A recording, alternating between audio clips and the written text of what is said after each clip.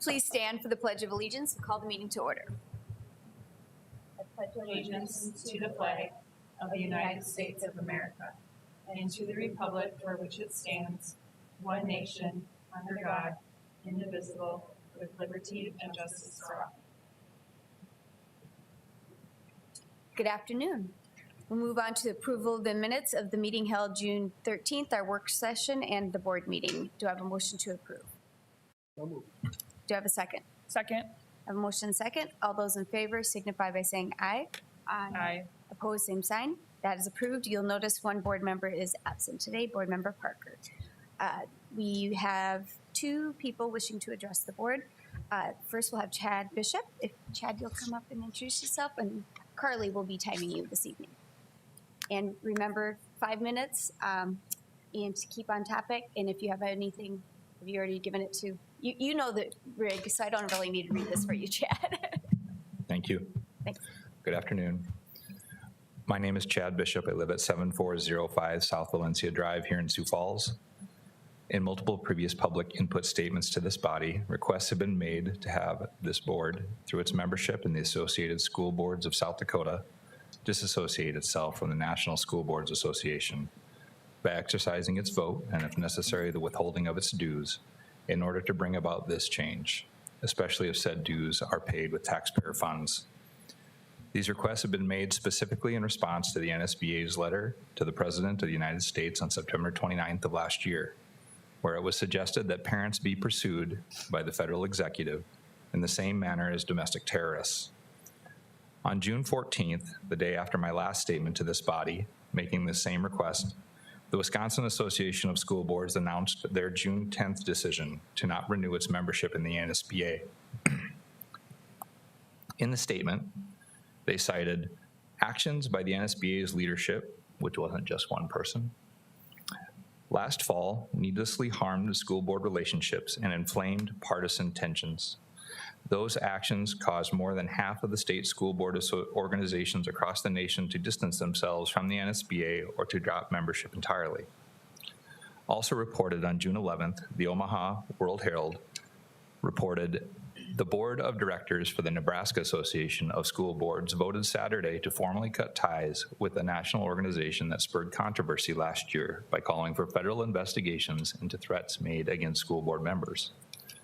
The article also reports Nebraska politicians also reacted negatively to the letter. U.S. Senator Ben Sasse called Garland's resulting memo a political hack job in a statement, and Governor Pete Ricketts said the federal intervention would have been an absolute or outrageous abuse of federal power meant to browbeat parents into not going into school board meetings.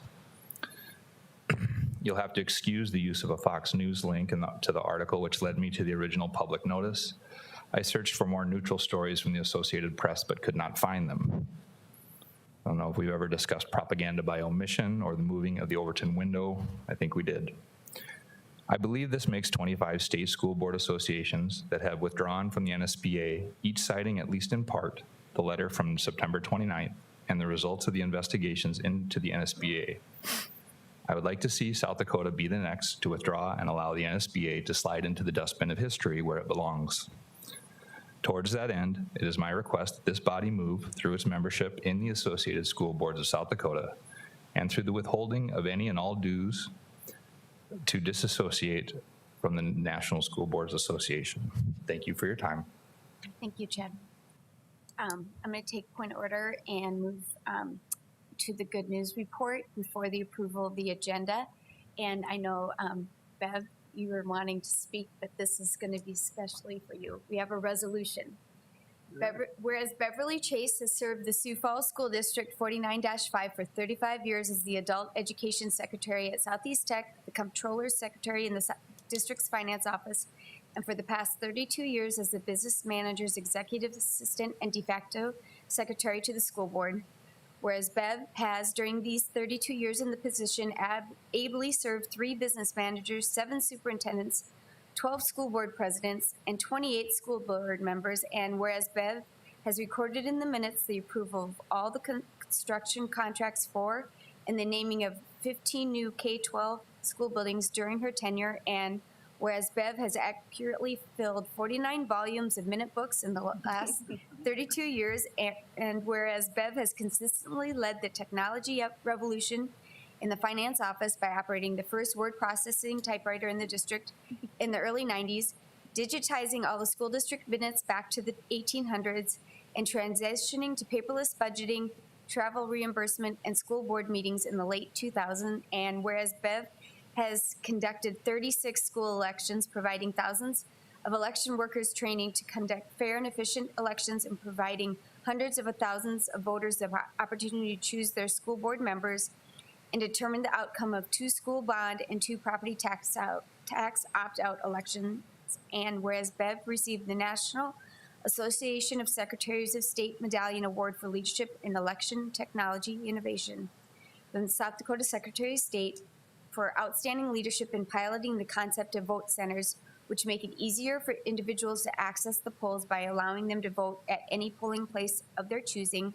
And whereas Bev has worked enthusiastically over the years to create a fun work environment for her coworkers, including establishing the annual IPC Halloween party in 1992, which was still going strong this past school year.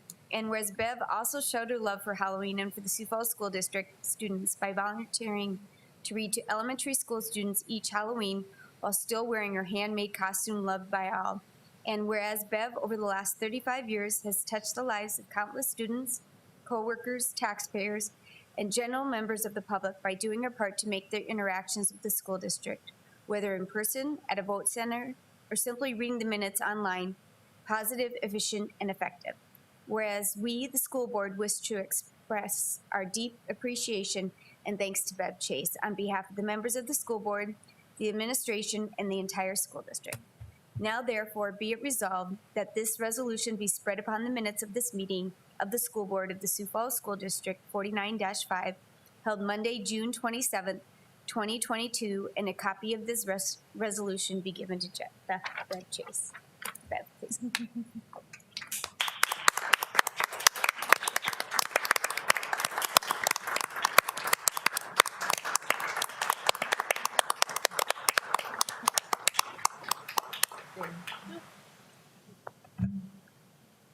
Well, that was very nice. Thank you.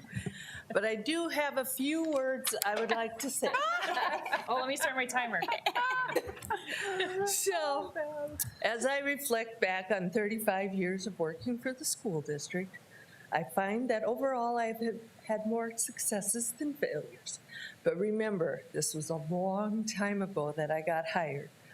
We don't do things like we did back then.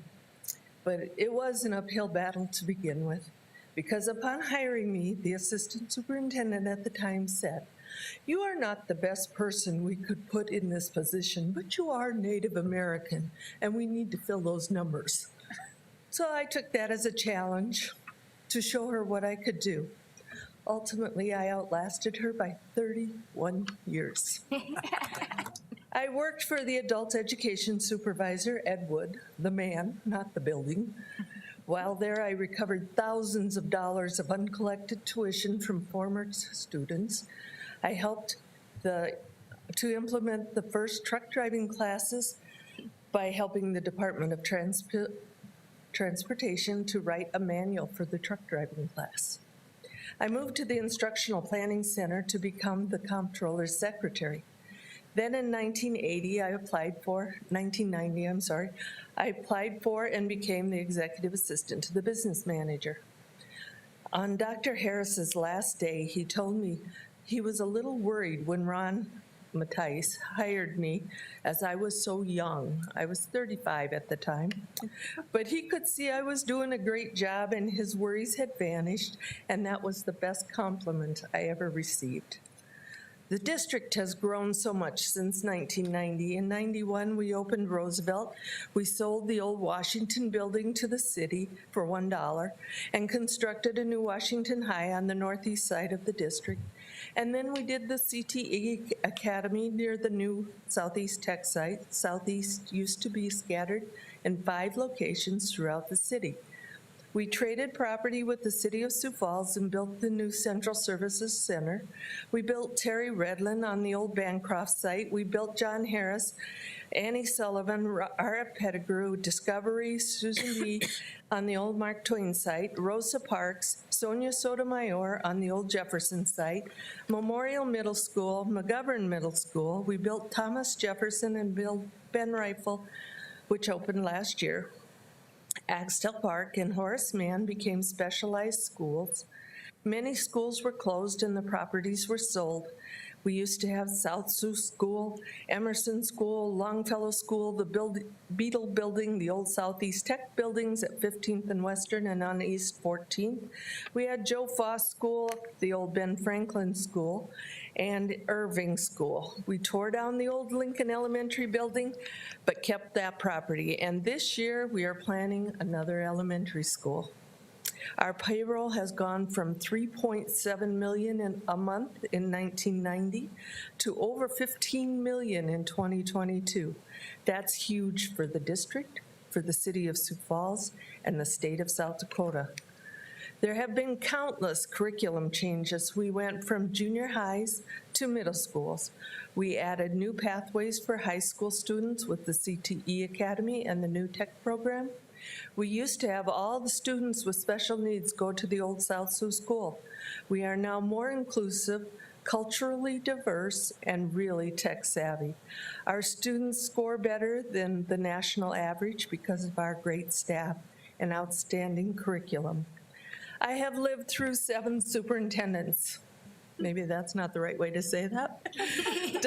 Dr. Harris, Dr. Weiss, Dr. Kiner, Dr. Keegan, Dr. Holman, Dr. Maher, and now Dr. Stabum. More assistant superintendents than I can remember. 3 business managers, Ron Mattice, Kevin Kaufman, and Todd B.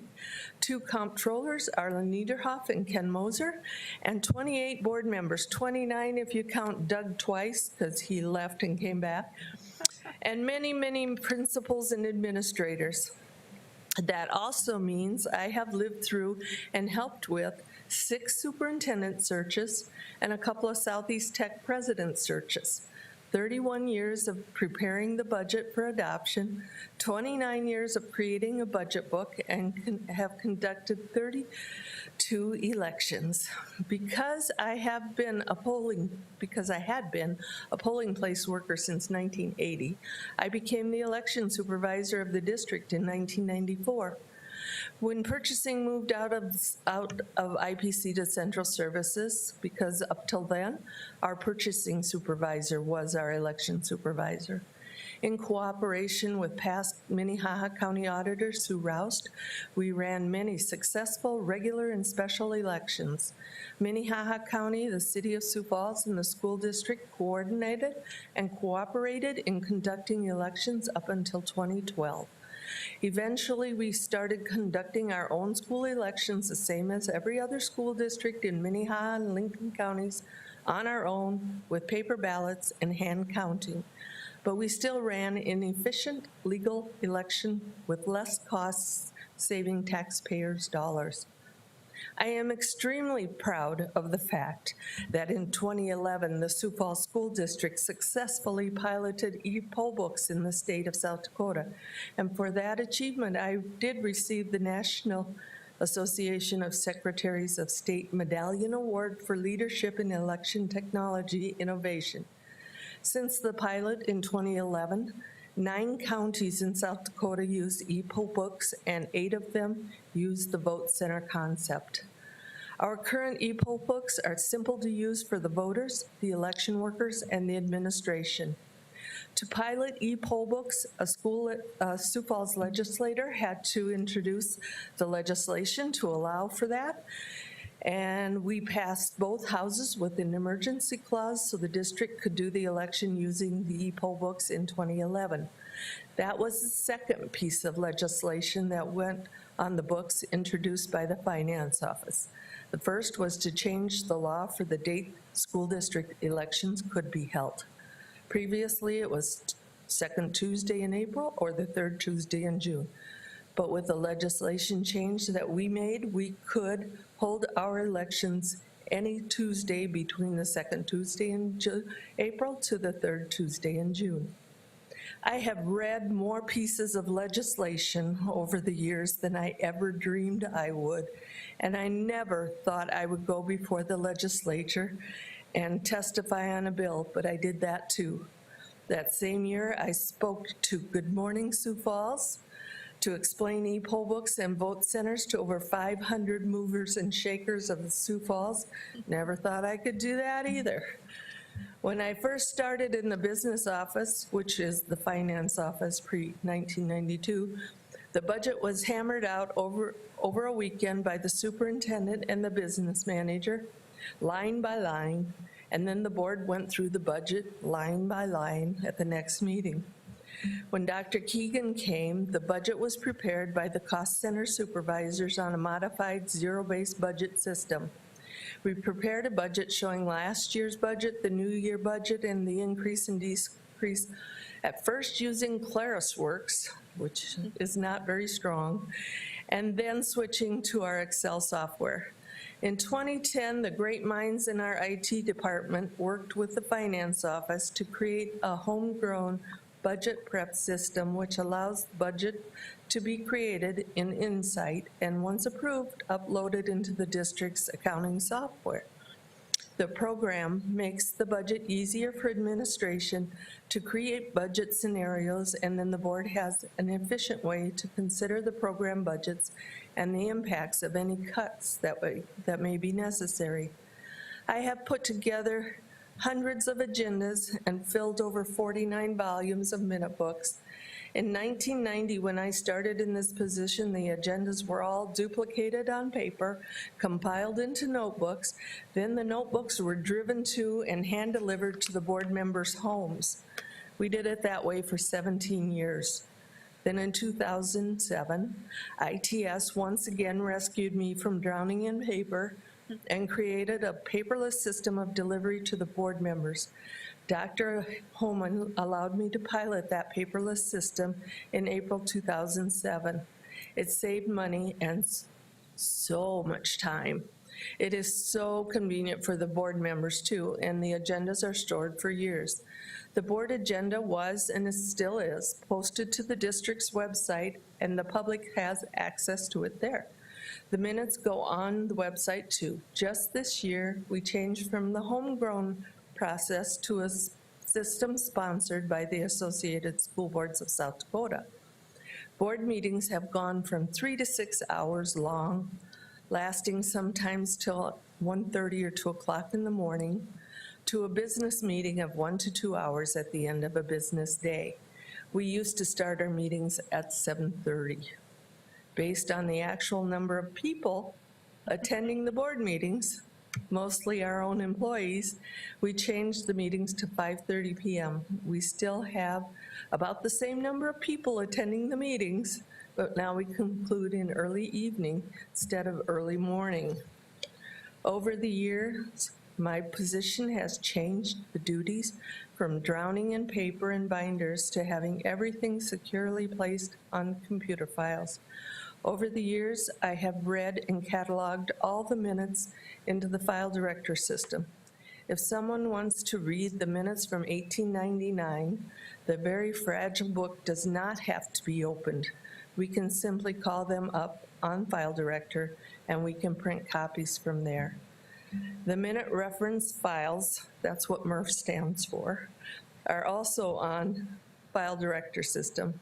In 1968, business manager Art Hale devised a numbering system for the exhibits, and we have nearly 20,000 minute reference files stored on File Director. When I worked for the comptroller, one of my jobs was to audit in-district mileage. To figure the mileage between locations, I had this huge map on the wall, and I had a string and a ruler. and each inch of string was equal to 1 mile. I would have to map a route with my finger and string to figure the mileage. When I moved to the executive assistant position, I had to bring the in-district mileage claims with me to the new position. My new boss, Todd Veek, saw how much time we spent auditing the claims, so we had to come up with an easier, faster, and more efficient way to process in-district mileage. Now we use the bus routing system, which figures the mileage between buildings. We input that mileage into our home-built mileage system. Our IT people really are the very best. So our end users do not have to figure out mileage. In July 2018, I turned over the auditing of the in-district to the finance office clerk. If there is ever a dispute, we go to Google Maps. We didn't have that in the 90s either. To say I'm proud to have served the district all these years is an understatement.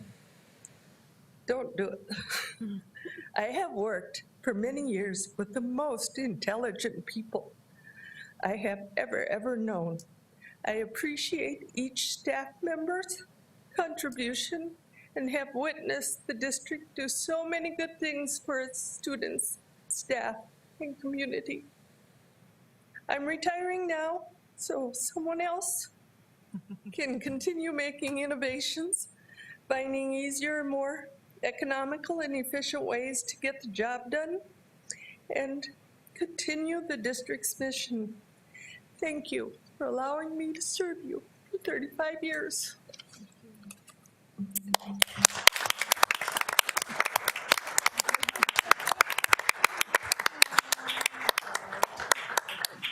Bev will definitely be missed by the board and the district. She has done so much, as stated, what she stated, as well as the resolution, and just a wealth of knowledge. And what's wonderful, she's had time to train her replacement, and has even created books for her, so that when Bev isn't here, she'll have a book to go to find out how to do something. So just thank you for all you've done for our district, Bev. Really appreciate it. I'll skip back to approval of the agenda. Do I have a motion to approve? So moved. Second. I have a motion and a second. All those in favor of the approval of the agenda signify by saying aye. Aye. Opposed, same sign. That is approved. On to conflicts of interest. There were no new conflicts presented. On to the consent agenda, items 9A through H. Do I have a motion to approve? So moved. Second. I have a motion and a second. All those in favor signify by saying aye. Aye. Aye. Opposed, same sign. That is approved. On to the supplemental consent agenda. First is 10, oh, they're both to Sanford, it looks like. So 10A and B, one to Sanford Medical and one to Sanford Power. Do I have a motion to approve? So moved. Second. I have a motion and a second. All those in favor signify by saying aye. Aye. Opposed, same sign. That passes with one abstention from Board Member Ryder. On to reports of the superintendent.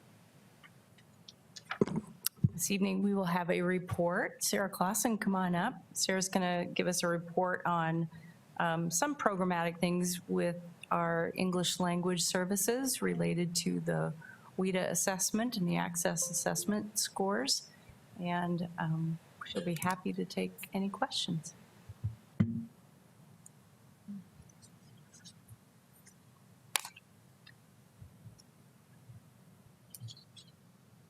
Great. Thank you for your time this evening to give you an update on the English learner programming and the proficiency scores for this year. A little background for you on our programming.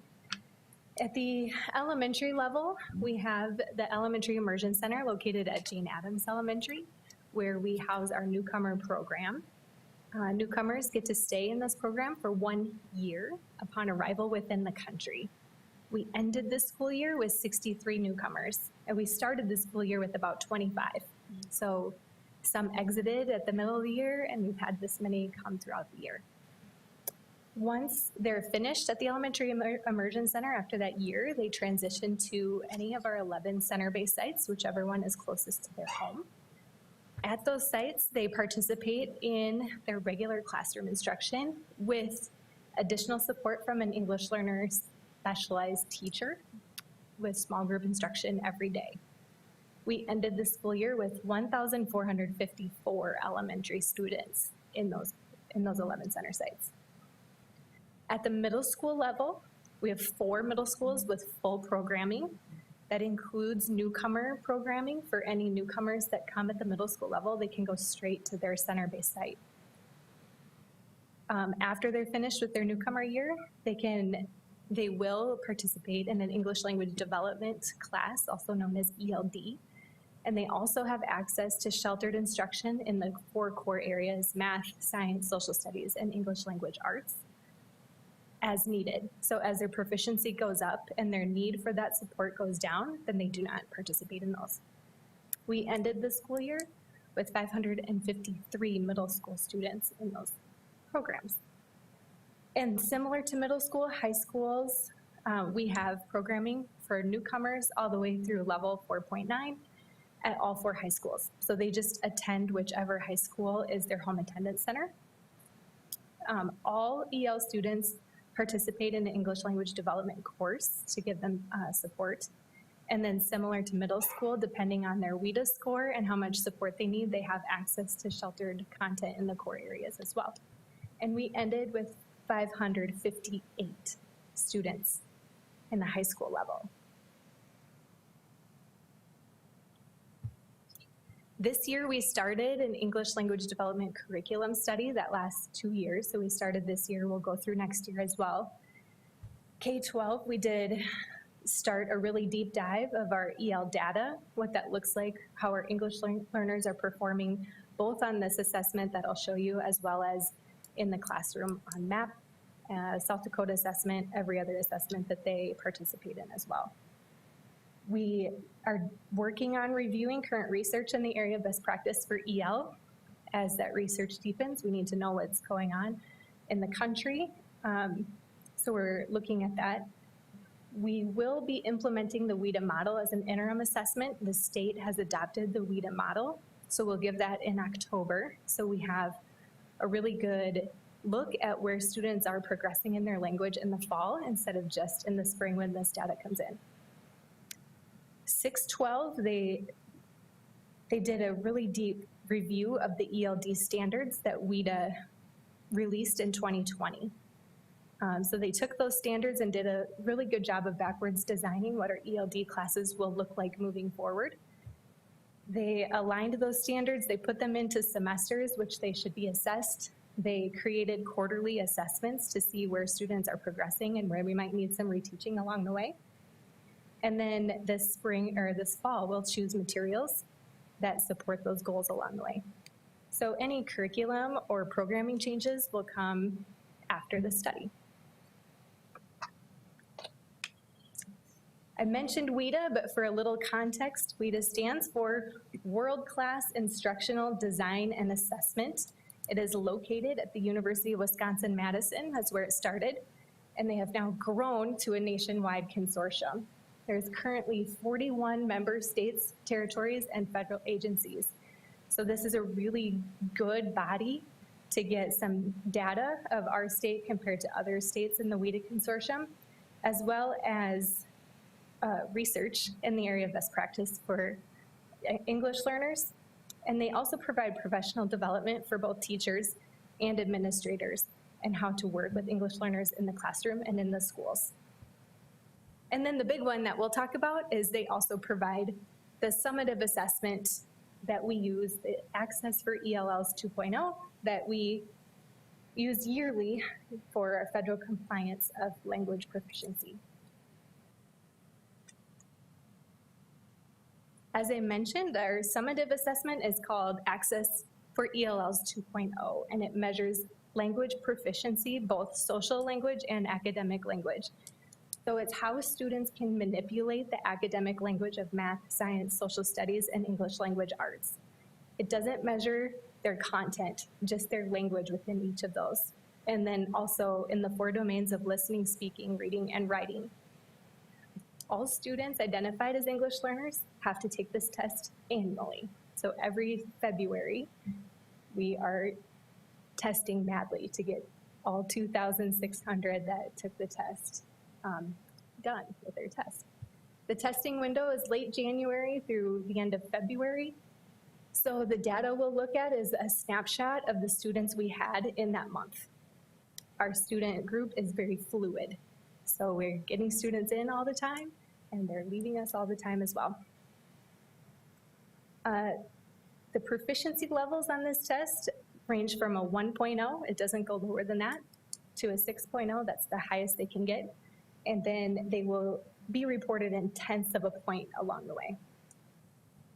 And this is what the state uses to determine which students can exit the EL program in the state of South Dakota.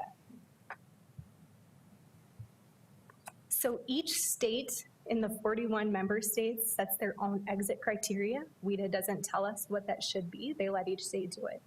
So in the state of South Dakota, our exit criteria is a 5.0 composite. That's it, simple to look at.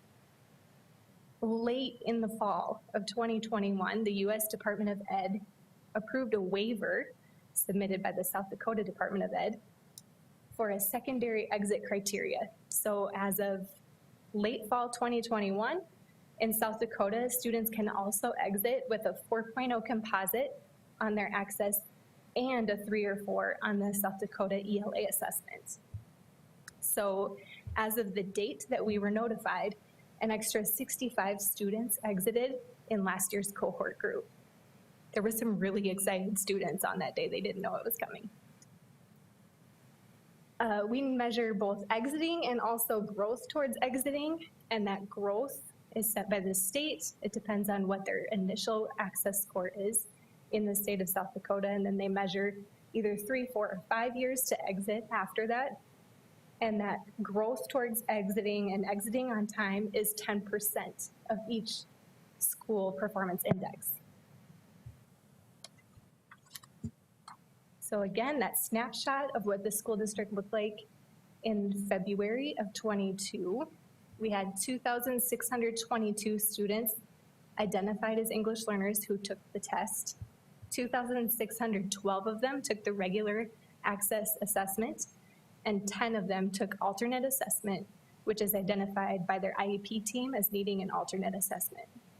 But students who do take the alternate can't exit the program. Just a little context, by the end of the school year, we had 2,633, so that's just from March till the end of the year. With that snapshot of who was here at the end of the school year, this graph lays out where they all land on their growth towards proficiency. So you can see we have about a third of students who are in that entering and emerging, the very beginning stages of language acquisition. About a third of the students are in the 3s, which is really common here and really common in the nation for kids to be in the 3s. And then about a third of students, which is more than we had last year, both in the 4s and in the 5s.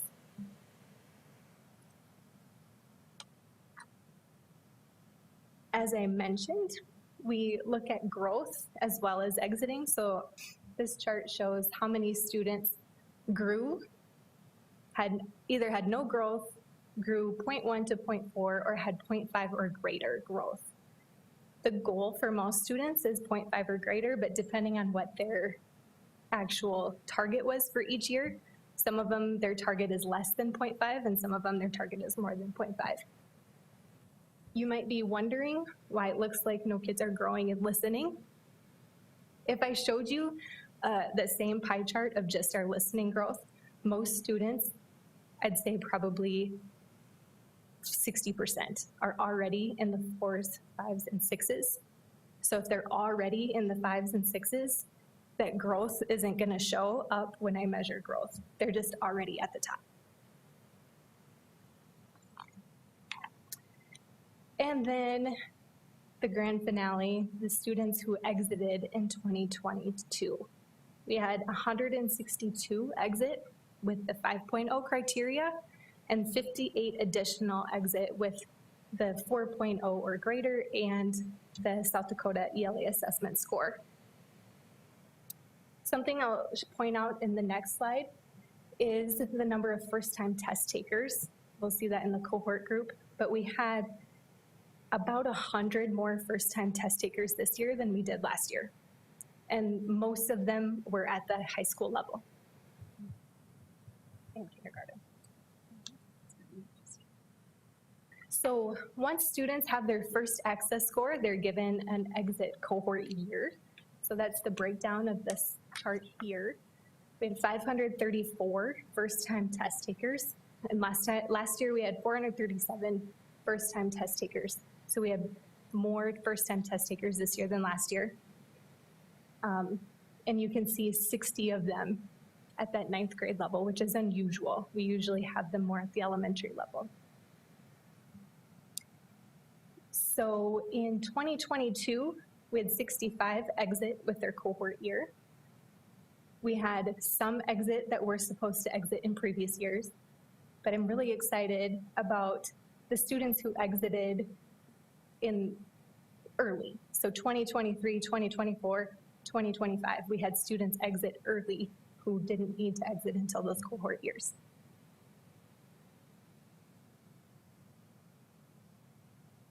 One of the staples of our programming is summer school, which we provide so students can continue their language learning and language acquisition throughout the summer. So here's a couple of fun pictures of what we did this summer.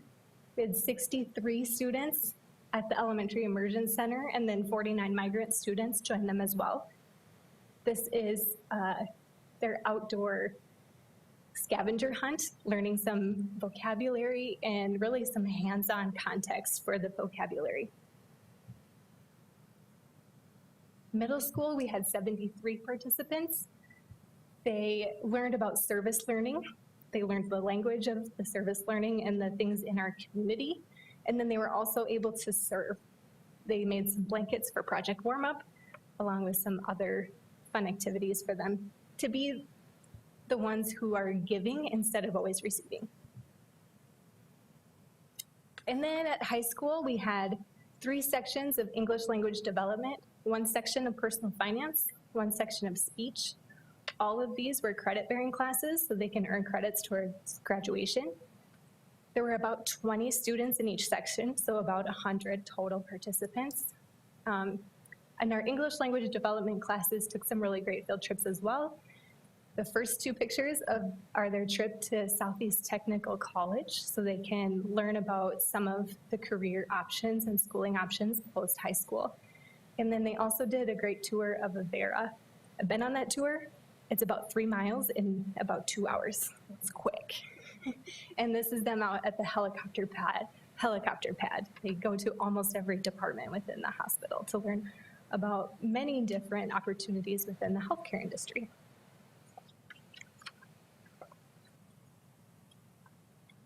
What questions can I answer? Thank you for that report, and this is your first year at this position, so thank you for what you're doing. It's always interesting to me.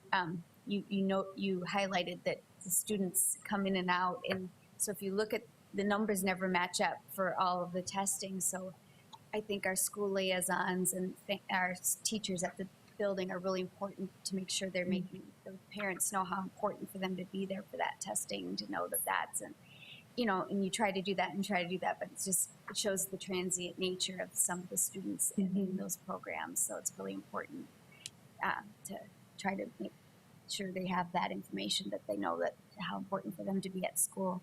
It'll be interesting, I think, for us to see as well after this next year, the curriculum study, to see what other things we should be doing to help improve. But those numbers showing the early, exiting of the program, that's exciting to see. And of course, those ones that haven't yet, who should have by now, that's hard too. And you throw 2020 in there and 21, that makes it harder. But I know you all are working hard to get that done. So, what are there things that you would like to see that are different, that we're not doing or not addressing as a district? I'm sure you've had discussions and all that, but what are the areas we could be doing better as a board to help you? I think one thing that we did do this year that I appreciated that Dr. Stavum led the charge on was doing listening sessions with each of the different communities, language groups within our city. We got some really good feedback from those parents, and we're taking that feedback straight to the liaisons and working on how we can support what they've requested within the schools. Curriculum-wise, I bring information to the team and I take their feedback as well. So I have ideas and they have ideas, and we will come to something that'll be even greater than we already do. It's just amazing to me with the number, it changes daily of how many languages we have in our district. How do you, it's not like we just have Spanish speaking students or just Kanami, it's the number of languages and then trying to teach them all English and then make sure their parents understand what we're teaching them. It's just amazing that you all can. It's so much fun. Yeah, it's the best job ever.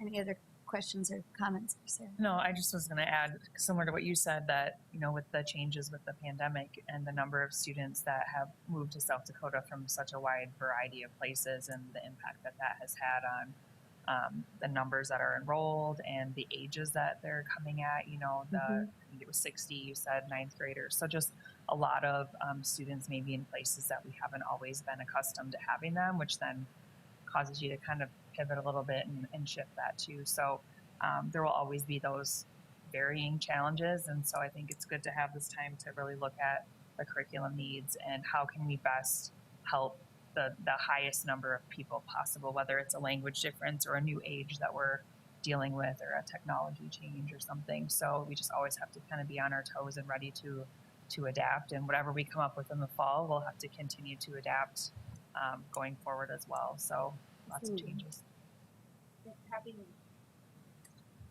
Having attended one of the listening sessions, it was so clear that the parents there have the same hopes, dreams, desires for their English students, or soon-to-be English-speaking students that we all do, and that you're partnering with them in ways that they can continue to be proactive with their students is really encouraging and will certainly have an impact, whether it's our graduation rate or the students just finding what they're going to go into to be successful in the world is making a difference. So keep up the good work. Oh, thank you. I'm going to take a point of privilege and just add, I was at a meeting this afternoon. We were talking about workforce development and the significance of people joining the workforce whose first language is not English, and that our local and state and national economy has become very dependent upon our ability to support people with a language need. And we're ground zero for that as students come to us and we help them develop proficiency. And it's important to all of us because of the workforce needs more so than ever. And even in doing that, in one of our other district priorities, our own diversity of workforce, and this is crucial to that. So we need EL teachers and we need people to develop those skills to then come and work for us and everybody else. And I think it's important to note that we're not trying to replace their language with English. We're trying to add. Yep. And so that's how they become so important in that workforce, is that they can then help their own communities, whether it's a customer service type of a job where it's answering questions in the medical field or in a shopping center or whatever it might be. It's not that we aren't valuing their own language. We want them to continue that and add the English on top of that. So sometimes I think there's a misunderstanding about what we're actually trying to do, but important for them to be bilingual for sure. Seeing no other questions or comments, do I have a motion to acknowledge the update on the English language proficiency report? So moved. Second. I have a motion and second. All those in favor signify by saying aye. Aye. Opposed, same sign. Acknowledged. Thank you, Sarah. And just a reminder, we do not have a work session next week due to the holiday. We did a double one kind of this last month, but so the July 11th will be our board meeting as well as Southeast Tech right beforehand. So that's when anybody's watching at home or any people, that's when that is all going to happen. So do I have a motion to adjourn? So moved. Second. I have a motion and second. All those in favor signify by saying aye. Aye. Opposed, same sign. We are adjourned. Thank you.